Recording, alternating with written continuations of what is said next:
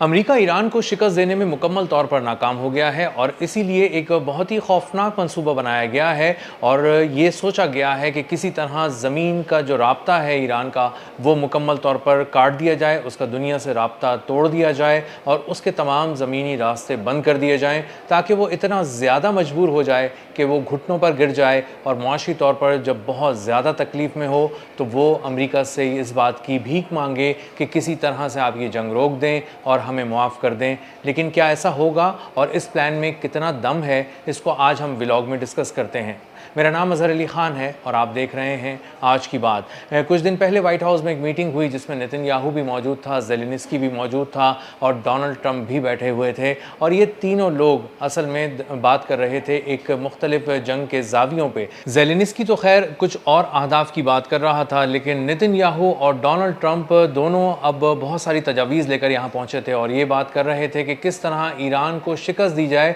क्योंकि वो न सिर्फ शिकस्त देने में नाकाम रहे हैं बल्कि ये तासुर पैदा करने में भी यकसर दोनों नाकाम रहे। इतनी मिलिट्री क़ुव्वत को झोंकने के बाद, इतने ज़्यादा हमला करने के बाद, इतने ज़्यादा तबाही फैलाने के बाद यकसर तौर पर वो नाकाम रहे ये तासुर पैदा करने में दुनिया के सामने कि वो जीत रहे हैं और ईरान हार रहा है और ईरान के पास ऐसे कोई अहदाफ नहीं हैं जिनको वो हासिल कर रहा है और इसीलिए ईरान ने भी कोई जल्दी नहीं दिखाई और इस जंग में ईरान ने तदब्बुर के साथ साथ बहुत ही सब्र का मुजाहरा किया और अपनी जंगी हिकमत अमलियों से न सिर्फ एक तरफ इसराइल को तोड़ता रहा बल्कि दूसरी तरफ अमेरिका पे भी वो वार किए जो कारी वार साबित हुए और मशरिक़ वस्ता की एक एक ज़मीन से उसके कदम मुस्तकिल तौर पर उखड़ गए और अब हम ये आँखों से देख रहे हैं, ख़बरों में देख रहे हैं और तैयारों की मूवमेंट बता रही है कि अमेरिका अपना सामान समेट रहा है और बहुत सारी अहम ज़मीनें जो थी मशरिक़ वस्ता की उनसे वापस जा रहा है। इसीलिए डोनाल्ड ट्रंप और नेतन्याहू जब वाइट हाउस में बैठे तो दोनों ने ये इस बात पर गौर करना शुरू किया कि वो कौन सा रास्ता हो सकता है, वो कौन सा नया हरबा हो सकता है जिसके ज़रिए ईरान को किसी हद तक बांधने की कोशिश की जाए।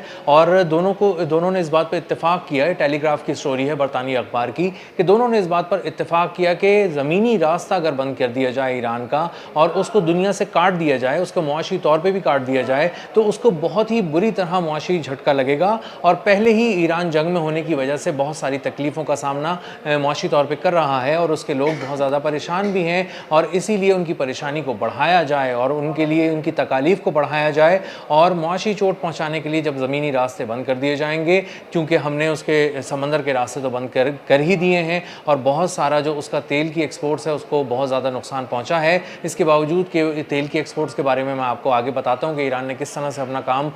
जारी रखा और किस तरह अमेरिका को बेवकूफ़ बनाया और किस तरह अपनी एक्सपोर्ट्स को जारी रखा। लेकिन अमेरिका ये सोच रहा था कि उसने समंदरों में उसकी एक्सपोर्ट तो रोक दी है तेल की और किसी तरह अगर हम ये ज़मीनी रास्ता काट देते हैं तो हम इस बात को इंश्योर कर लेंगे कि ईरान मुआशी तौर पर नुकसान उठा रहा है, इम्पोर्ट एक्सपोर्ट उसकी ज़मीनी तौर पर भी रुक गई है, बहुत सारी तिजारत जो ईरान से गुजर कर जाती है बहुत सारे मुल्कों की वो उसको भी झटका लगेगा और ईरान बहुत ही बुरी तरह अपने घुटनों पर आ गिरेगा। लेकिन ईरान ने अपनी हिकमत अमली से पूरी दुनिया को चौंका दिया जब उसने बताया कि इस जंग के दौरान, सीज़ फायर के दौरान भी हमले होते रहे, उस दौरान भी उसने मजमूई तौर पे 18 अरब डॉलर का तेल एक्सपोर्ट किया और इसका मतलब ये है कि उसके जहाज़ उसकी बंदरगाहों से निकलते रहे, आबनाए हुर्मुज़ के करीब से गुजरते रहे, ओमान के पास से गुजरते रहे और दुनिया के दोनों तरफ जाते रहे, खलीज ओमान में भी, खलीज फ़ारस की तरफ भी, और अमेरिका उन्हें नहीं पकड़ सका। तो अब सवाल ये पैदा होता है कि अमेरिका इतना बेखबर कैसे रहा कि उसकी नाक के नीचे से अमेरिका के तेल बरदार जहाज़ गुजरते रहे लेकिन वो उन्हें देख ही नहीं पाया, रोक ही नहीं पाया और सबसे अहम बात कि उसने किस तरह से इस सारी तिजारत को होने दिया। तो उसके लिए ईरान ये बताता रहा बार बार कि वो मुख्तलिफ शैडो फ्लीट के ज़रिए काम करता रहा। बहुत सारे जहाज़ ऐसे थे जो ईरान के जहाज़ नहीं थे, किसी और मुल्क के जहाज़ थे, वो ईरान की बंदरगाहों से निकलते थे और उसके बाद आगे जाने के बाद वो दूसरे मुल्कों के जहाज़ों में तेल को ट्रांसफ़र कर देते थे, मुंतकिल कर देते थे बीच समंदर के दरमियान और उसके बाद वो वहाँ से निकल जाते थे। तो इसमें बहुत सारे ऐसे जहाज़ थे जो ईरान से चलते थे, बहुत सारे ऐसे जहाज़ थे जो ईरान के नहीं थे लेकिन उन्होंने ईरान का तेल एक्सपोर्ट करते रहे और उनमें से कुछ जहाज़ ऐसे भी थे जो सुपर टैंकर्स थे और उनमें बहुत बड़ी मिकदार में तेल मौजूद था और वो ईरान ने जब इस तरह से एक्सपोर्ट करना शुरू किया तो उसकी आमदन आती रही, मुख्तलिफ़ करेंसीज़ में वो अपनी तेल की कीमत वसूल करता रहा और अपनी मईशत को बेहतर करता रहा। अब जब अमेरिका और इसराइल बैठकर ये सोच रहे हैं कि किसी तरह से लैंड रूट्स को बंद किया जाए, तो वो लैंड रूट्स मुमकिन तौर पे क्या हो सकते हैं? वो इराक की साइड पे एक लैंड रूट हो सकता है जिसको बंद किया जाए, क्योंकि इराक में भी बहुत सारे हमदर्द ग्रुप्स हैं और इराक में भी इसका एक ख़ास अहम कंट्रोल है ईरान का, और वहाँ से भी अगर तिजारत उस रास्ते से की जाती है तो ईरान बहुत आसानी से इराक के रास्ते पूरी दुनिया से तिजारत कर सकता है।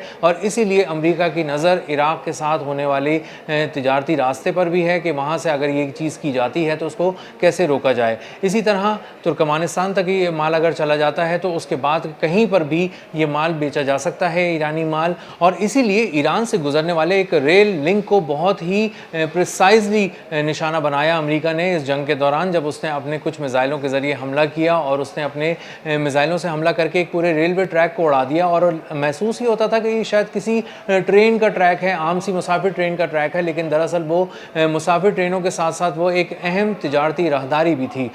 उसके ज़रिए रूस का माल चीन तक, चीन का माल रूस तक जाता था और बहुत से मुल्कों का माल बहुत सारे मुल्कों तक पहुंचता था और दरमियान में ईरान था। इसलिए ईरान की पटरी को यूज़ किया गया और इस रेल लिंक के ज़रिए बहुत सारा सामान एक से दूसरे मुल्कों तक एक्सपोर्ट किया जाता था और उससे पैसे कमाए जाते थे। और इसके ज़रिए ईरान भी अपने बहुत सारे माल को एक्सपोर्ट कर लेता था और बहुत सारी फ़ी की मद में भी बहुत सारे पैसे हासिल कर लेता था। तो अगर इसको तबाह कर दिया जाता तो अमेरिका ये समझ रहा था कि इससे एक बहुत ज़्यादा नुकसान भी होगा और दूसरी तरफ चीन और रूस जैसे ताकतवर मुल्कों को भी पैगाम जाएगा कि आप, ऐसा नहीं हो सकता कि आप आराम से तिजारत करते रहें, पैसे बनाते रहें और अमेरिका ईरान पर हमले करता रहे और उससे मुसलसल हालत जंग में रहे। तो अगर हम हालत जंग में रहेंगे तो हर तरफ तकलीफ पहुंचाएंगे, ईरान से जुड़े हर मुल्क को तकलीफ देंगे, तिजारती तकलीफ भी देंगे और इसके अलावा अगर उसकी मदद किसी और ज़रिए से की गई तो एक और अंदाज से भी उन पर वार किया जाएगा। लेकिन क्या लैंड रूट्स को बंद कर देना इतना आसान है अमेरिका के लिए? इसके बारे में मिलिट्री एनालिस्ट ये बता रहे हैं कि अगर अमेरिका ने इस तरह की कोई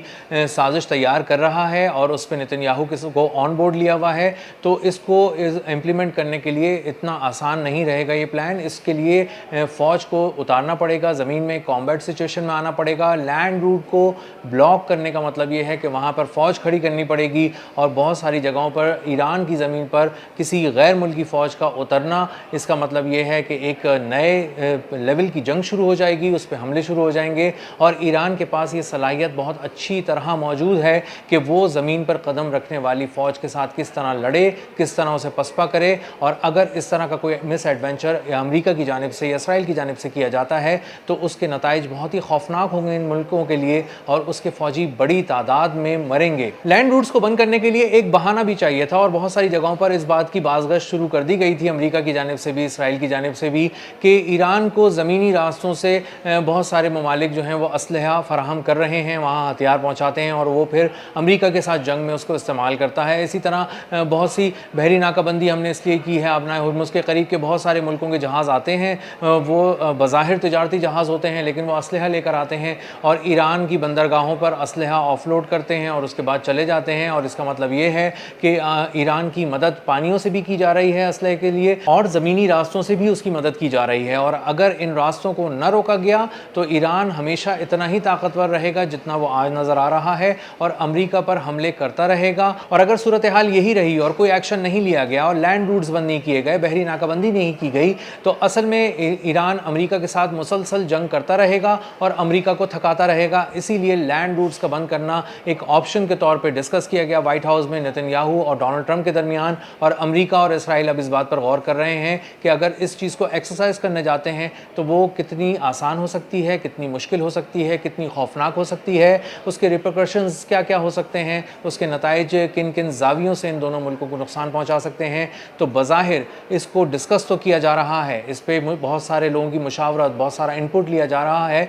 लेकिन अंदाज़ा ये होता है कि अमेरिका इस पर गलती करने से गुरेज करेगा क्योंकि उसको ये बात एक और अंदाज से बहुत साफ नज़र आ चुकी है कि इसराइल हर मामले में कन्नी कतरा के निकल जाता है, अमेरिका को बीच में झोंक देता है और अमेरिका को सारा नुकसान, ज़िल्लत भी उठानी पड़ती है, शर्मिंदगी भी उठानी पड़ती है और पूरी दुनिया को इस बात का जवाब भी देना पड़ता है कि आपने वो जो नया पिछले हफ्ते मिस एडवेंचर किया उसका क्या नतीजा निकला। तो पता चलता है कि कुछ नतीजा नहीं निकला, नतीजा सिफर है और अमेरिका की सिर्फ जगहसाई हो रही है। अब तक के लिए इतना ही, मिलते हैं अगले व्लॉग में किसी नई खबर, नए तज्ज़िये और नए ज़ाविये के साथ। अल्लाह हाफ़िज़।